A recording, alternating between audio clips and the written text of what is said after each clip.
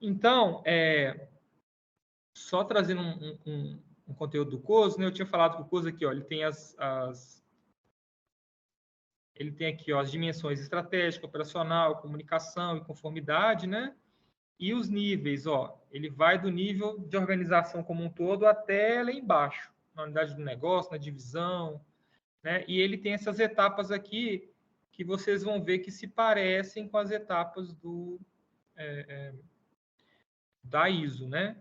Isso aqui é para ter a ideia de que o COSO, a gestão de riscos envolve toda a organização, né? Por isso que ele tem esse culto. E o que é importante destacar, né, aqui sobre o COSO? Que ele fala o seguinte, que gerenciamento de riscos corporativos é um processo conduzido em uma organização pelo Conselho de Administração, diretoria e demais empregados, no nosso caso servidores, né, também, aplicado no estabelecimento de estratégias formuladas para identificar em toda a organização eventos em potencial capazes de afetá-lo. Então, a gente tem que ser capaz de identificar, de uma forma razoável, os eventos que são capazes de impactar a gente. Se a gente tem objetivos estratégicos, que a gente define claramente onde a gente quer chegar e como a gente quer chegar, a gente precisa identificar aquilo que impede a gente chegar lá. E também aquilo que nos favorece, né? Que é importante. Mas no sentido aqui dos riscos como algo que impacta negativamente, a gente precisa ter na organização uma maturidade para que a gente possa, identificando e gerindo esses riscos, a gente tenha condições de ir limpando o caminho. É como se estivesse na frente de uma estrada, mas tivesse um matagal. A gente precisa limpar aquela estrada para poder andar nela. Né? Porque, de repente, a gente vai andar nessa estrada com matagal, a gente vai pisar em cobra, a gente vai cair no buraco. Né? A gente não está vendo, porque a gente não está mitigando os riscos. Né? Agora, se eu tenho uma visão clara, eu consigo ver a cobra, aí eu evito passar perto da cobra. Eu vejo buraco, eu pulo buraco, se eu for corajoso, eu pulo buraco, se eu for mais medroso, eu dou a volta nele.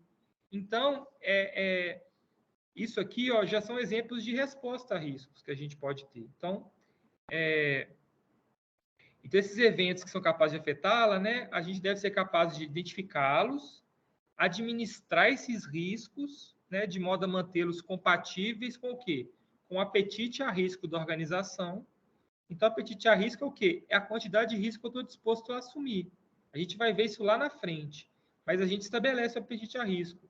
Quanto mais arrojada a organização é e quanto mais alta ela quer chegar, quanto mais audacioso é o objetivo, maior tem que ser o apetite a risco dela, porque aí ela tem que assumir mais risco.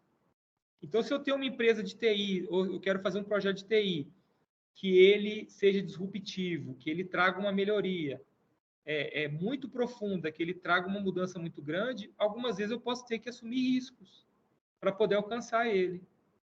E, por outro lado, eu posso ter também ações que são tão críticas, áreas que são tão críticas, que eu não posso assumir muito risco, porque se eu assumir risco nessa área, se eu assumir muito risco nessa área, eu posso prejudicar, porque é aquela questão, né, de investimento, né?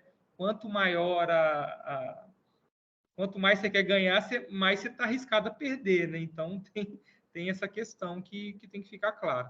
Então, a gente tem que administrar esses riscos para que ele fique dentro daquilo que a gente está disposto a aceitar de risco, né? Para possibilitar o quê? E aqui é o termo mais importante para mim da gestão de risco: garantia razoável do cumprimento dos objetivos. A gente gere risco para quê? Para ter uma garantia razoável de cumprir os objetivos. Não é uma garantia absoluta, é dentro da razoabilidade, né? O Enzo comentou mais cedo, né, sobre a questão assim, mas como é que a gente prevê aqueles riscos que a gente não sabe? Muitas vezes, talvez a gente não sabe mesmo, a gente vai descobrir ele porque não era razoável, a gente não tinha condição, não tinha informação para saber. Né? Se a gente tem condição e informação, a gente deveria saber. Mas se a gente não tem, a gente muitas vezes vai passar a monitorar um risco depois que ele acontece, um evento. Pode acontecer isso. Né? Então, é importante ter essa visão. Gerir risco é uma forma de ajudar a gente a cumprir os objetivos. É uma outra visão. Por exemplo, só que tô garganta seca aqui. Mas só um outro exemplo aqui. A gente fez um planejamento estratégico na Unifei em 2017, né? 17 não, 15, né? Não, 17. E nesse planejamento estratégico, a gente estabeleceu metas para alcançar. Só que a gente não mapeou riscos dessas metas, riscos desses objetivos. Então, a gente está olhando só para a meta, a gente não está vendo o que, que impede a gente de alcançar esses objetivos, né? Então, isso virou um fator que acontecem coisas, eventos que não estão ali previstos nas metas, a gente não alcança aquelas metas e a gente não sabe explicar por que, que não alcançou. E a gente não alcançou por quê? A gente pode muitas vezes olhar que se a gente tivesse gerido o risco adequadamente, teria uma chance maior da gente ter alcançado, né? Então, aqui, né? Identificar os riscos, os eventos que podem afetar a organização, para que eles fiquem dentro daquele apetite a risco, dentro do nível aceitável de risco, que me possibilite o quê? Garantia razoável do cumprimento dos objetivos. Então, beleza. Eu vou conseguir acabar com a grama? Muitas vezes não. Eu vou conseguir só parar ela para ela ficar bem baixinha. Mas aí ela ficar bem baixinha me ajuda a ver o campo. E aí, se tem buracos, se tem cobra, eu vou ver mais fácil, né?